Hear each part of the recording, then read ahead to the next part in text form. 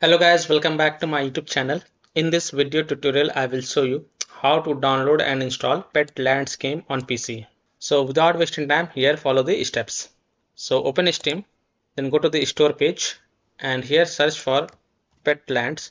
And here in the search result, you will see Petlands minus 100%. So click on this search result.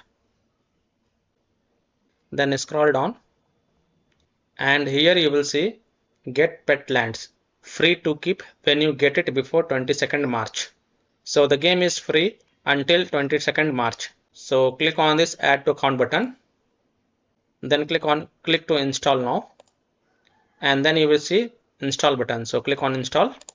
Now go to library and in the list look for the Petlands.